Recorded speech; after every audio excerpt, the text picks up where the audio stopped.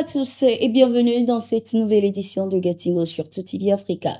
L'économiste togolais Kakonou Boukbo, lors d'un entretien accordé à Radio France Internationale RFI, a soutenu le retrait des pays de l'Alliance des États du Sahel, dont le Burkina Faso, le Mali et le Niger, de la Communauté économique des États de l'Afrique de l'Ouest, CEDEAO. L'économiste a laissé entendre qu'il était contre les sanctions illégales et inhumaines imposées à ces pays par l'institution sous-régionale. Il a également indiqué que ces sanctions violaient les principes de gestion de la zone. Écoutons. En début d'année, le Mali, le Niger, le Burkina Faso, c'est trois pays qui sont dirigés par des juntes militaires, ont dit vouloir quitter la CEDEAO. Quelle a été votre réaction à vous quand vous avez appris ça ? Moi, j'ai applaudi. J'ai applaudi parce que j'étais contre les sanctions et je ne l'ai jamais caché. Parce que ces sanctions économiques violaient les principes de gestion de notre zone.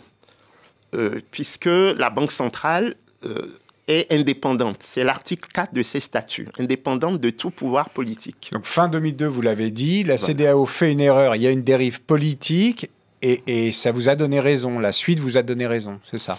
Exactement, parce qu'en obligeant une banque centrale indépendante à prendre des sanctions financières et monétaires, mais alors que ces États n'avaient violé aucune des règles de gestion monétaire, on affaiblissait nos instruments communautaires de pilotage des économies. Vous voyez ? Donc, quand vous gelez les avoirs d'un État souverain, quand vous empêchez le refinancement des banques de cet État, vous l'obligez à vouloir utiliser pleinement sa souveraineté. Ces États, eux, en tout cas ces juntes, elles avaient affaibli la démocratie dans leur pays. Ça aussi, c'est une... Oui, sauf que la Banque centrale des États de l'Afrique de l'Ouest n'est pas une institution politique. Elle est là pour gérer la monnaie. Elle a voulu son indépendance. On la lui a accordée vis-à-vis du politique. Et là, elle applique des décisions des chefs d'État. Donc, il y a un souci. Vous voyez, c'est pour ça que moi, dès janvier 2022, je me suis insurgé contre les décisions prises à l'encontre du Mali. Et après, ça s'est poursuivi avec le Niger. Et à la fin, ces mêmes chefs d'État ont décidé de lever les sanctions.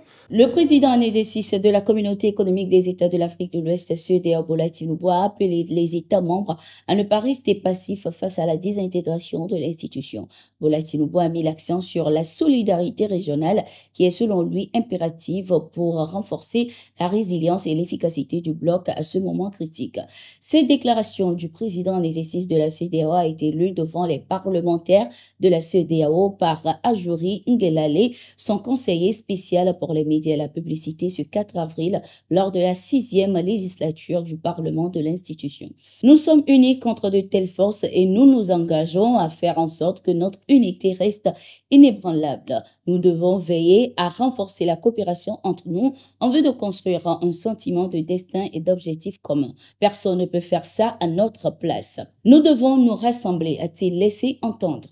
C'était également l'occasion pour le président nigérien de réaffirmer l'engagement inébranlable du Nigeria envers les aspirations de la communauté et mettre en lumière les objectifs fondamentaux sur lesquels le Parlement de la CEDEAO a été créé.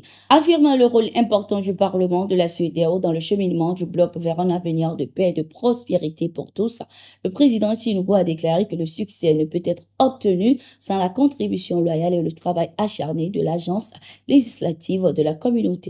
Le président sénégalais Bassirou Diomaye Faye vient d'annuler les décisions prises par son prédécesseur Macky Sall le 29 mars 2024, notamment la nomination d'Abdoul Ndiaye au poste de premier président de la Cour suprême.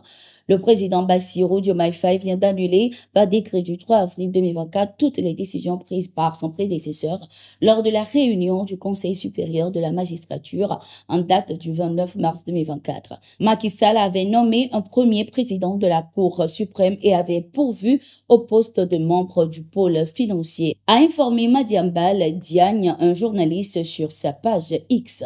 La fin du mandat du président Macky Sall était marquée par des nominations par décret recrutement et décoration au niveau de toutes les sphères de l'État et des institutions nationales.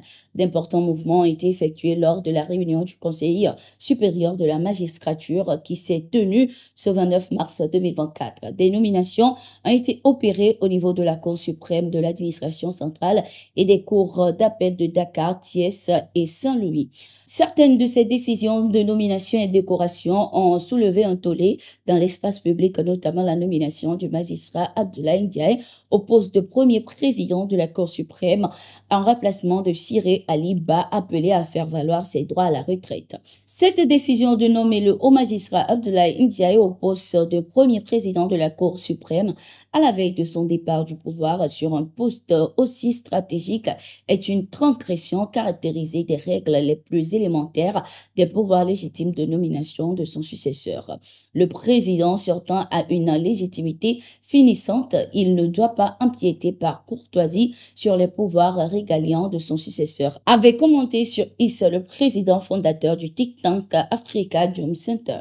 Au Niger, le général Abdourahmane Tiani, président de transition, a signé une ordonnance portant dissolution des conseillers régionaux des villes et municipaux. Le président de transition nigérien a également signé un décret portant nomination des administrateurs délégués qui vont désormais administrer les communes rurales, les communes urbaines, les villes et les arrondissements communaux.